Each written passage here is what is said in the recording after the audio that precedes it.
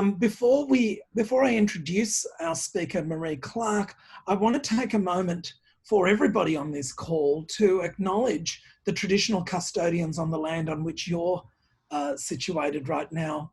For me, for most of us, we're in southeastern Victoria. This is Boonwurrung and Wurundjeri land, and I want to take a moment to acknowledge that for generations before there were art studios and museums and galleries and universities, actually the Boonwurrung and Wurundjeri people of the Kulin Nation practice song, dance, visual arts, storytelling, and that these rituals continue today. And I pay my respects to their elders past, present and emerging, and acknowledge any First Nations people who may be joining us from anywhere in the world today. Our guest speaker, Maree Clarke, is a Yorta Yorta, Wamba Wamba, Mutti Mutti Boonwurrung woman who grew up in northwest Victoria, mainly in Mildura, on the banks of the Murray River. Maree is a pivotal figure in the reclamation of Southeast Australian Aboriginal art practices, reviving elements of Aboriginal culture that were lost, or rather lying dormant, over the period of colonisation. Maree's multimedia installations of photography, including lenticular prints, 3D photographs and photographic holograms, as well as painting, sculpture and video installations, explore the customary ceremonies, rituals and language of her ancestors. Maree has received several large commissions and her work is included in major national collections across the country. Please, wherever you are, make Maree Clarke welcome. Well, hi everybody, and thanks, David. Great to be here. And yeah, I would just like to share today with you all my practice, I guess, over the last 30 years and talk a little bit about how I started and how I go about creating the work that I make today. And in doing that, I tend to do a lot of research in museum collections in Australia and around the world. And with whatever it is that I'm doing, I like to take my family on that journey with me.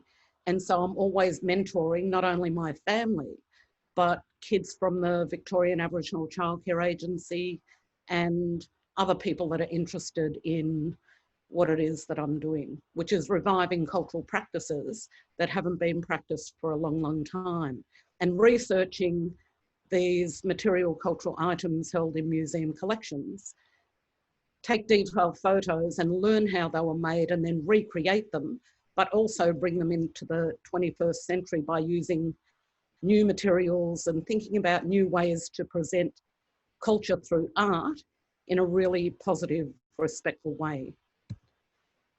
So, great.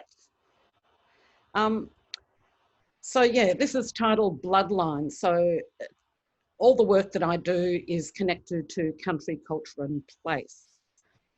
This is an image of Len and I, and Len and I had been partners for many, many years. He passed away 3 years ago. And this is an image of Len and I, and I'm wearing the first 75 tooth kangaroo tooth necklace that Len and I had made, gosh, must be 10, 11 years ago now. And he's also wearing a possum skin cloak I had made for his 60th birthday. And this is my niece and my nephew out on country. We're out sourcing materials to make the kangaroo tooth necklace. And this is where my practice all first started, by making jewellery. And my brother and my sister-in-law and I used to supply these boutique shops and the museum store. And some of these pieces are painted with a brush with basically 3 hairs on them, and went from that to painting a tram. And that was in the late 80s. And this is also part of my jewellery practice. And my brother used to eat echidna. So when he got the echidna to eat, I would get the echidna quills and ended up making a whole range of echidna quill jewellery. and then painted and gum nuts and all bits and pieces. Then moved into public art commissions. This one's out at Gardeners Creek Reserve in Box Hill, where there's about 12 big railway sleepers that we created these giant serpents. This was a project Len and I worked on. And then you may have seen these flags flying around the city during NAIDOC Week or Reconciliation Week. This was through Black Dot Gallery, Kimber Thompson. Another public art commission, Scara Stolen Vision, down near at Enterprise Park near the aquarium. And my poles are the red, white and black with canoe scar shapes on them, talking about stolen generations. And a couple of other public art commissions, a big kangaroo apple with a Murnong daisy etched onto it out in Frankston, a big giant bunjil feather, 20mm thick stainless steel, and then 30 big clump spheres to make it look like a clump of frog eggs, which is out in Point Cook. It's another commission at the Matheson Library out at the Clayton campus at Monash Uni. And these are lenticular prints, and they talk about when my family and I lived on the riverbank behind the mission in Balranald. My family lived in a tent and my bed was a suitcase. This is from an exhibition last year up in Mildura at the Mildura Arts Centre. And I borrowed back from the National Gallery 84 of my ritual and ceremony series. My nephew went out bush and collected for me 500 sticks ranging from 3 to 4 metres high and created this space for people to walk in and view the multimedia piece inside. And the whole piece talks about loss of land, language and cultural practices. Another commission piece, this one was for Frankston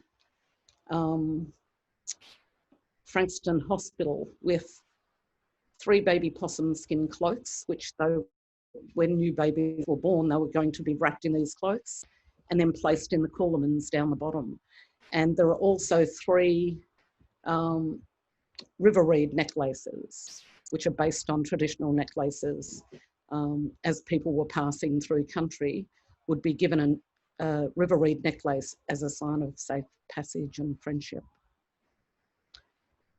This is part of my research that I do in museum collections overseas, and I'm able to now identify Victorian objects held in those collections.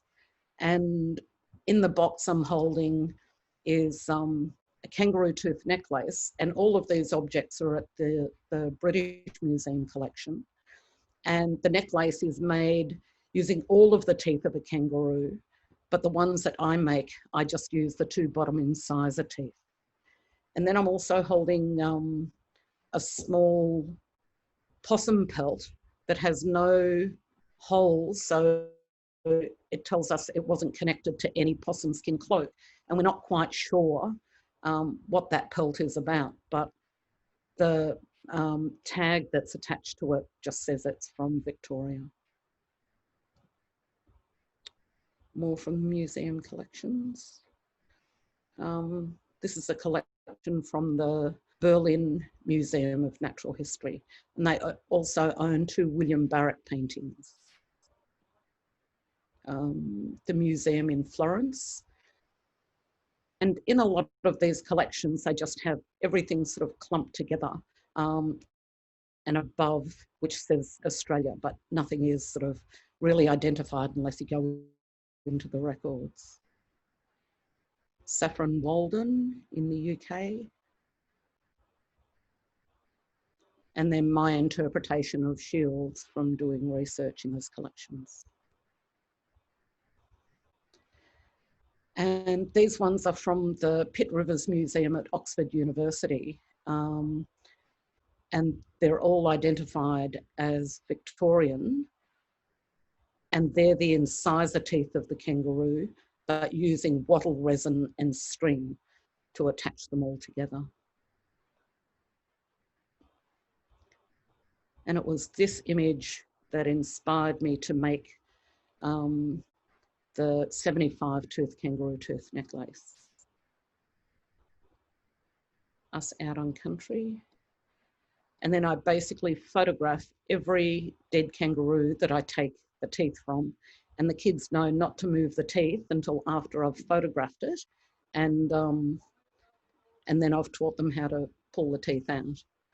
And then this is Len preparing the teeth at home, and there's a whole process in getting the sinew out of the tail of the teeth, preparing your leather, grinding your ochre, mixing up wattle resin, and yeah, attaching the teeth to the leather bound with kangaroo sinew. And all of these different processes we've now taught my nieces and nephews and the kids at VACA, the Victorian Aboriginal Childcare Agency. We've taught them how to bind a tooth and do all of that too. And this is the largest kangaroo tooth necklace to date. It has 123 teeth. Now consider a kangaroo only has 2 bottom incisor teeth that I can use in this necklace. There's, you know, an awful lot of kangaroos. And Len bound this in one sitting. And that was for the exhibition Melbourne Now at the National Gallery. That's not blood, that's ochre. And then taking it from this 75 tooth necklace to this one, which I got my nieces and nephews to make.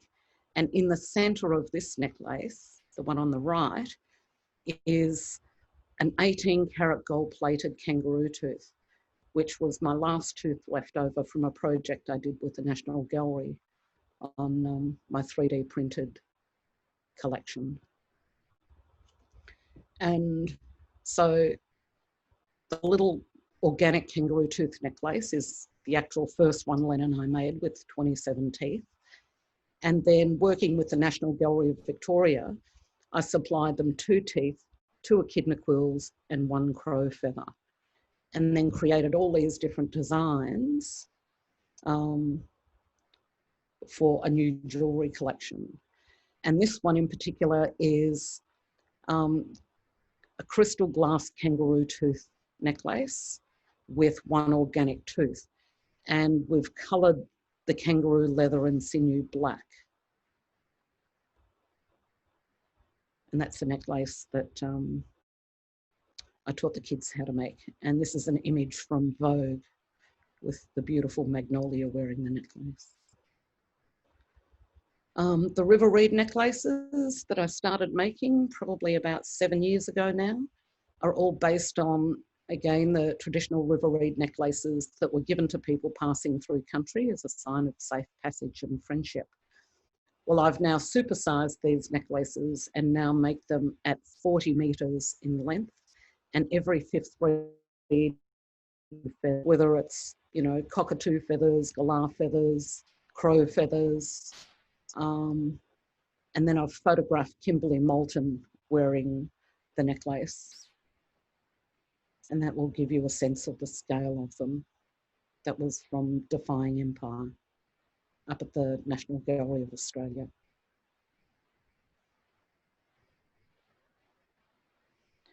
And then I've transformed them from the organic river reed into glass river reeds, which I work with Canberra Glassworks, who now make me my glass river reeds, glass seed pods, and a few other things.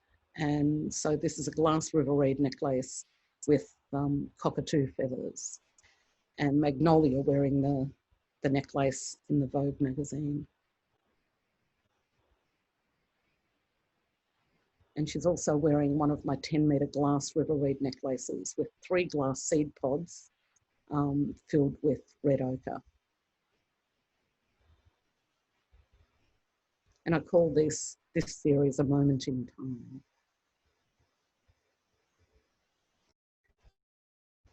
This is us sort of doing a set out before putting the whole collection together. So basically it's designing them on paper before we can actually put them all together. And I worked with Blanche Tilden, another incredible jewellery maker, over in her studio.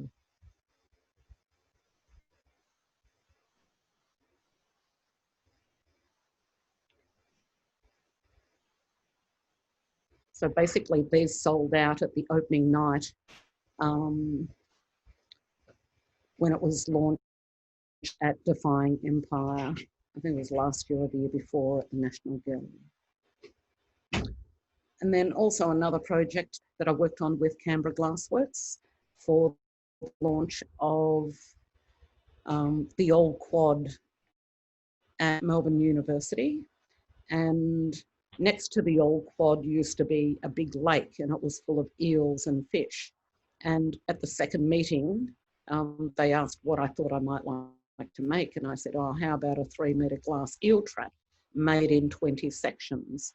So I flew to Canberra with a little piece of plastic and my sketch and asked them if they could supersize that proportionally right and make me a 3-metre glass eel trap in 20 sections. And this is what they did for me, which I think is quite beautiful. And then at the same time as that was being made, my nephew Mitch Marnie and I and Footscray Art Centre and Science Gallery created this 10-metre river reed eel trap. And that's my little backyard there. And my nephew made this sort of big circle where we could create all of these big circles to make the eel trap. And it was quite a process.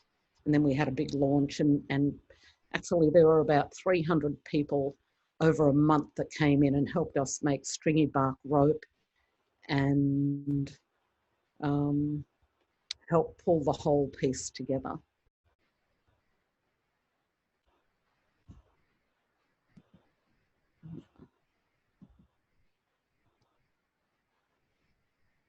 And then Mitch's dad flew down from Newcastle to help us install it into the Boonwurrung River, where it still is today, but it's sort of all collapsing in on itself. And another eel trap that Canberra Glassworks commissioned or made for me for my solo exhibition up there last year. So the National Gallery actually acquired this one and the other one, which you'll get to see next year at my solo show at the NGV. This is a set design for a photographic hologram that I made for Defying Empire. And I actually had to engage a physicist to help me create the hologram, where we had to shoot 1,500 frames, send it off to Lithuania. They sent back a huge piece of black acrylic, and it wasn't until the light was shone on it at a particular angle that the whole thing came to life.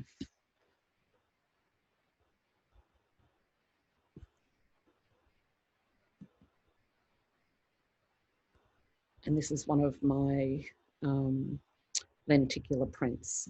And this is the sensation you get when you walk past the image.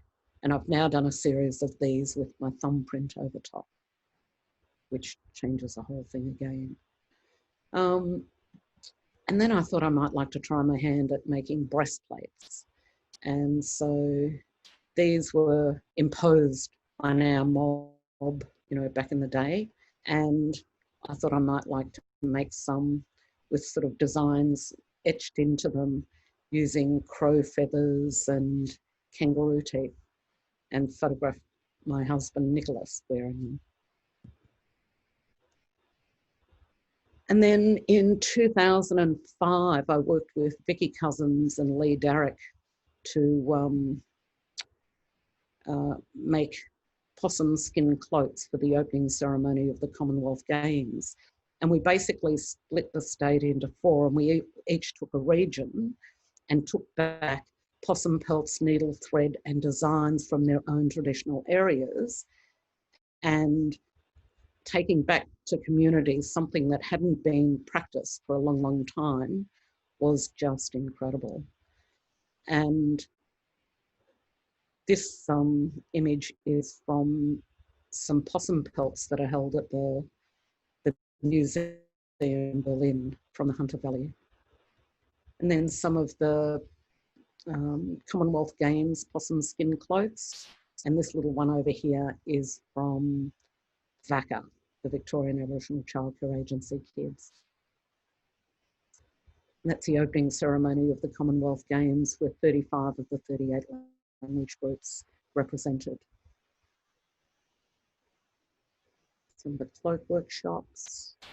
One of the councils on the east side of Melbourne. This was for a artist residency out in Springburn at Warrawa College, Aboriginal school up in Hillsville, the Hunter Valley, London, working with kids in care, and they wanted to make a textile cloak. So they all put their mark on pieces of calico. And then in Prato, where I had a 3-month artist residency, where I wanted to take possum skins, but they were all up in arms. So we ended up using textiles from Prato, which is what they made there. And then a couple of years ago, I took my family to Canada and we taught possum skin cloak making and also worked on a buffalo skin cloak with First Nations mobs over there. And they had never worked on a buffalo skin cloak before. So this is now in a travelling exhibition and it's coming to Melbourne early next year, I think.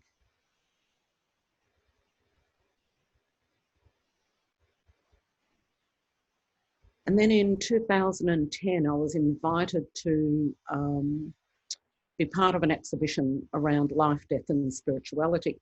So I had to do some research in the mourning practices of my own mob and came across this book by William Blandowski, who documented life along the Murray-Darling rivers and did these beautiful sketches.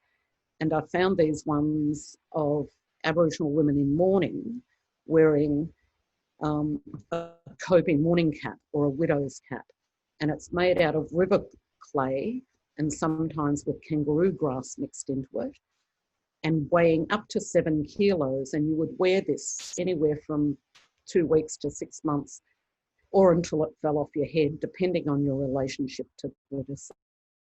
And then when you were finished, you would place it on the grave. And there's a little hut there where women are sitting in and mourning and the deceased is laying down the bottom. And part of the research, I went into the Melbourne Museum and saw these coping mourning caps, and one of them had European material on the inside. And these are from Latchi country up around Robinvale. And then from the research, I ended up working with 38 Aboriginal women to represent the 38 tribes of Victoria, using sticks from country where my brother came out bush with me. And I pulled all the sticks out of the mud because there'd been a flood. And he cut them all into 3 and 4 metre lengths. And then I drove straight back and put the freezer at the museum. And then the little white domes are the caps from the women. The red dirt represents the country where the mourning practice is from. And on the floor in the front is the text scrolling, which are the women's stories of loss, sorrow and mourning. Again, all talking about loss of land, language and cultural practices. And where I took this image, the landscape image, is one of the biggest concentration of Aboriginal sites in Australia. And not too far from there is the Rufus River Massacre and Lake Victoria, where there's a huge burial site, underneath the water in the lake.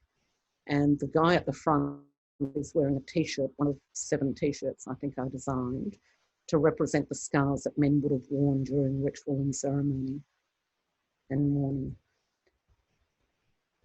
And the women are all wearing the mourning marking across their eyes and white ochre in their hair.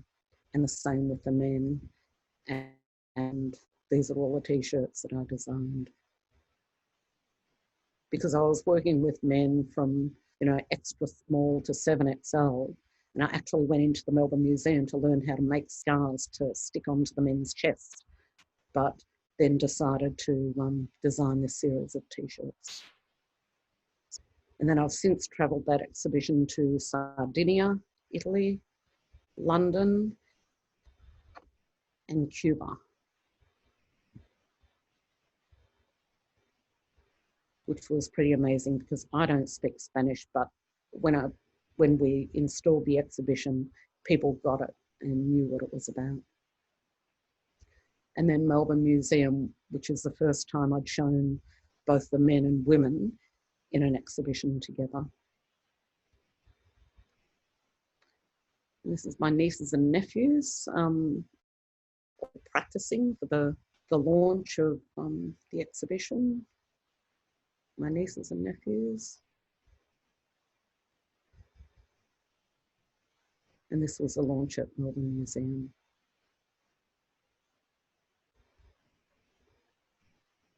The incinerator art gallery.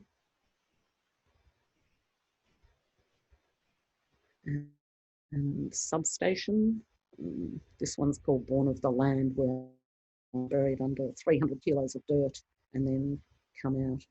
And I'll be doing a retake of this for my solo. And then just in terms of the possum skin cloaks, there are only 6 historical cloaks left in the world, and they're all held in museum collections. And I think we have 3 or 4 here in Australia, like full cloaks. And there are only that many because when people died, they were wrapped and buried in their possum skin cloak. And so when Len passed away, I had family and friends come over and we marked his cloak. And I went into the funeral parlour and wrapped him in his possum skin cloak for burial. And then this was the first time the Melbourne Museum actually had a ceremony, anything like this, to return somebody back to country, apart from the historical skeletal remains. And we held it at Bunjalaka. And this was 3 years ago. And I had the 5 elders of the 5 clans of the Kulin Nation come and do a smoking ceremony. And that's the cloak that Len was wrapped in.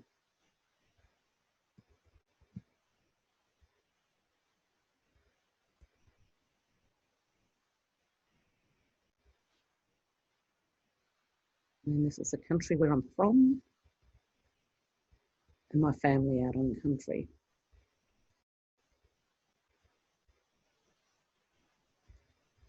And I think that's about it. And I'd just love to hear some questions. Maree, thank you so much for taking us through that. And it's such an incredibly personal, such an incredibly personal practice that has all sorts of intersections to do with ceremony, family, museums, history, lineages, things that have been forgotten or dormant. It's such a rich, rich practice. There are a bunch of questions that have come through, and I'm just going to take you through some of them. This one's from Nusra.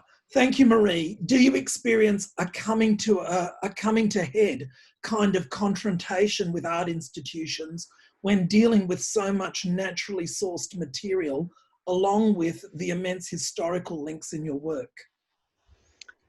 No, I find, the experiences that I've had with institutions and stuff has been really, really quite great. That's both here in Australia and overseas. And I guess, you know, next year in April, I'll be the first Victorian Aboriginal artist to have a solo exhibition at the National Gallery of Victoria. And of course, I'm going to have, you know, all of my different objects and bits and pieces, organic materials, but also that installation of 500 sticks will all be coming from Mildura to be installed. And I'm pretty sure we're going to have a great experience working together. This question comes from Michelle. She asks, what energizes your capability to create so prolifically, particularly given the social constraints and current paradigm? Oh, well, Michelle, I don't think I ever turn off. I don't sleep a lot, and I think an awful lot. I don't sketch I don't really sketch, and I don't really write. And I think about every which way I'm going to make that work. And if you could just imagine now, right now, I have like 4 public art commissions. I'm working on my solo show, and I'm the line-wide artist for the new metro tunnels, which means I've got all 5 stations where I'll have my artwork on platform level. I'm also living in an overcrowded house with 7 people and 5 puppies. But I don't know, it's just, yeah, I think I thrive on, just being busy. I have to have like quite a few things juggling at the same time. Josephine asks, Maree, would you be able to explain a bit more? Hold on a minute, I've just lost it. Here we are. Would you be able to explain a bit more about your experience with working and sharing with First Nations people in Canada and or other countries that you've worked in?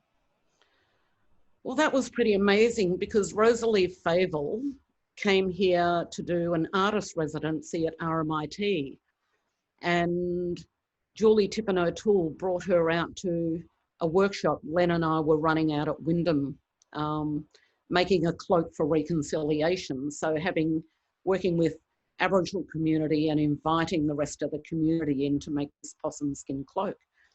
Well, Rosalie loved the energy and the feel that we created in this space, that she wanted Len and I to take that to Canada. And so she found the funding. Len had then passed away a few months before, so we got more of my family together, and I think there were about 7 of us that ended up going to Canada.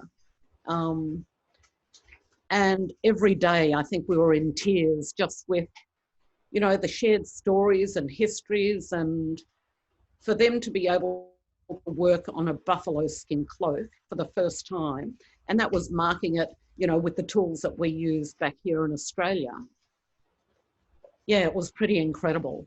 And so we're hoping next year when Wrapped in Culture, the exhibition comes here, it will be shown down at Footscray Arts Centre, and we'll also be making, hopefully, another possum skin cloak with community down there. Tessa asks, I was wondering why the 3-metre glass eel trap was in segments. Does it symbolise something? Well, with my practice, I'm always trying to think of new ways to tell story through art and using new materials. And I guess you could read anything into that being all fractured and sort of broken apart. But as a whole collection, it's just beautiful. Yeah, I just wanted, I could just see it in my mind that it would look spectacular in these sections. So yeah, and then I wanted a second one. Yeah. Marco asks, how many preliminary consultations do you conduct with other art professionals to exhibit your work? Well, I'm represented by a gallery, so I don't really even have to talk to other people about exhibitions and things. I find that's another whole headspace, and I don't need to be there. I need to sort of keep my head free to make and create at home, because part of the making is also going out collecting, and that's another whole sort of thing to do. And then you get it back, and then you have to prepare, and then you create your piece. Yeah. Great. Paul asks, can you say something more about the river necklaces? Are they, or were they, mostly for decoration? How were they seen in terms of powers and beliefs? Well, from the documentation that I've read is that, and the images that I've seen, you know, people having them quite tied around their neck with one or two loops hanging down. And yeah, they were given to people passing through country, and this is sort of Bonorong country, as a sign of safe passage and friendship. Well, for an exhibition in, I think, about 2013 or 14, I ended up, just wanted to supersize them, because for me, if you look at scale of work, if I made a 10-metre necklace or a 3-metre necklace and had it in the exhibition, it's like, that's a nice little necklace. But you supersize anything to 50 metres and it's the wow factor. Like, and it's the scale of loss and, you know, all those sorts of things that are tied up in there. It's quite intense. Merrin asks, is there any chance of negotiating the return of the work from some of those museums, or at least identifying them properly? Well, first and foremost, in those museum collections, especially, you know, in Europe and anywhere around the world, is to get our sacred objects back and our skeletal remains. I can't really see any of those other collection items in my lifetime coming back to Australia.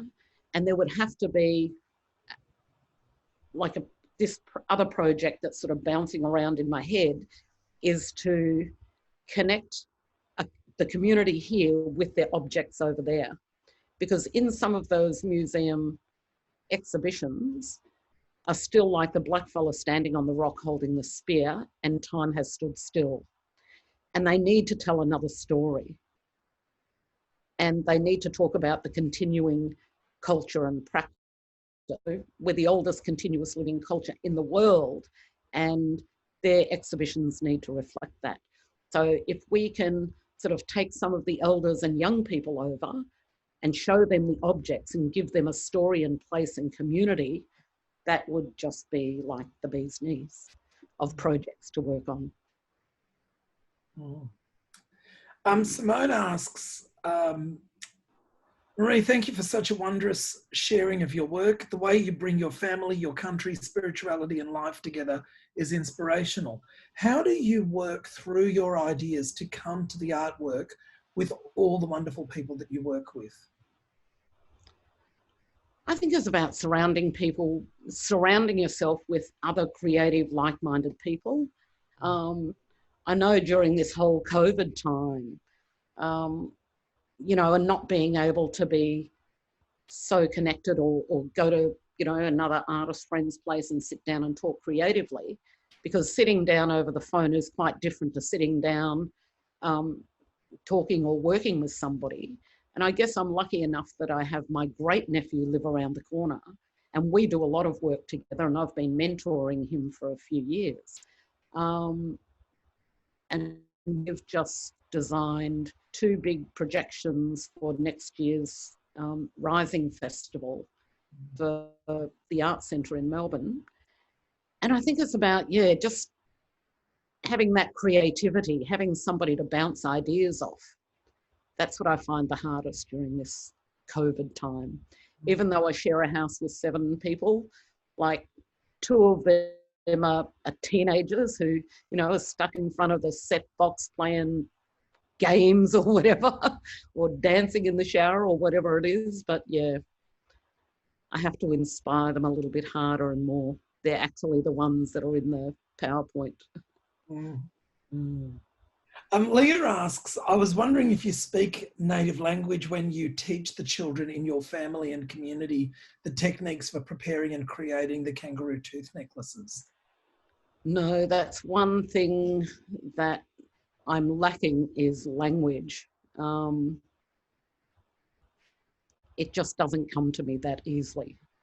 And there are not a lot of speakers, and unless you're speaking language all the time, you lose it. And I haven't learnt it in the first place to lose.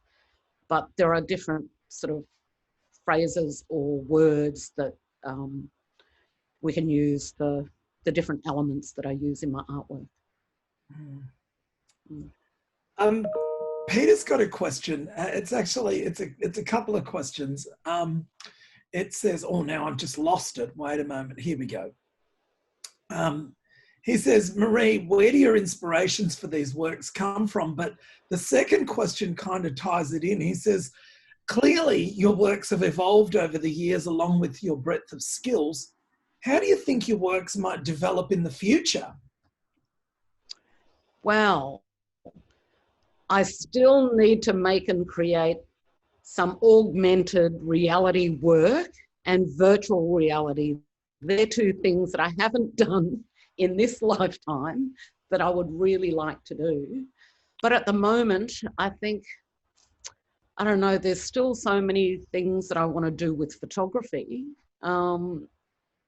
And like I've just shot my new Flemish style lenticular prints that are off in Canada now being printed and should be back in a few weeks. And they're all for my solo exhibition at the NGV. And then I've got another beautiful series that I'm going to shoot for the new Shepparton Art Museum, which opens, I think, in February or March next year. So after COVID's sort of all done and dusted, I'll have to go up to Shepparton for like a week, scout my spot that I want to take these photos. And these will be like 2 meters by 1 meter wide lenticular prints for the Shepparton Art Museum for the launch of that space. And I think the opening exhibition they have will be Lynn Onus, because he was from up that way. So yeah, I don't know, I'm just always thinking about new things. And, you know, another series that I need to shoot, and I've been to London 3 times to do this, but never made it down to Plymouth, which is where Captain Cook sailed from to come here back in the day. And I want to do a whole morning series on the docks in Plymouth. So I get all painted up in my morning gear, and I might take a niece and nephew with me. So there's like 3 of us in that space, and create another new series of lenticular prints. But yeah, it's all time. It's my enemy. I just need it to slow down a bit. We might leave it with this last question. It's from Donald. He says, looking at your photos of your country with long horizons, little or no trees, etc., what is your experience of other countries with trees, greenery, hills and mountains, or even being in the city? Do you feel that your link to your country is lessening, or is it strengthening as you move to so many other places around the world? Oh, well, I love it. I love everywhere I go, everything that I do, the countries where I've been, and their landscapes. And yeah, I was really, really excited when we went to Sardinia, and and we drove from the airport into Neuro, and we passed all these gum trees. And then down the hill from our hotel were these big branches from the eucalyptus trees that had fallen down, which I was really happy about, because I needed those branches for my installation to represent the sticks, because I'd taken my copies in this supersized suitcase, and that got lost for a week. And they damaged them all, because I think they must have been some powdery stuff, you know what I mean, and damaged them to take scrapings. And I had to repair them all before the exhibition, but it all worked. But yeah, the landscapes are just incredible. Like from Canada to the US, I don't know, London, Europe. They're all just amazing landscapes. I love it. We've got time for one more question. This will be the last one. It's from Linda. It says, thanks, Maree, so fascinating. I was wondering if you could talk about the intersection of art with craft in your work. I don't really see a separation. Like, they're both creative things, and it's just how, yeah, that's a hard one. Because is art craft or is craft art? I don't know. Lots of people have lots of different takes on that. Yeah. I need to ponder that one more. Or not. You may not need to ponder it, you know. Yeah, it's like, I don't see much separation. You know, you have Craft Victoria, but that craft is also beautiful art. Yeah. It's a crafted art. Yeah, I don't know. Well, Maree, thank you so much for your generosity, for taking us through all of those aspects of your career. I mean, what a stunning career, you know, and really congratulations. We all look forward so much to the big project at the NGV next year. Yes. A shout out to Georgina Binns, and this is for everybody. Georgina has pasted in the chat the link to a VCA library, research library resources around Maree's work. So please do take advantage of that. And just a big thank you to everybody who's joined us for Art Forum and the richness of this conversation, and of course, the richness of discussion from our guest speaker, Maree Clarke. Thank you all. No worries. Thanks, David. Thanks, everyone. Bye. Bye. Bye.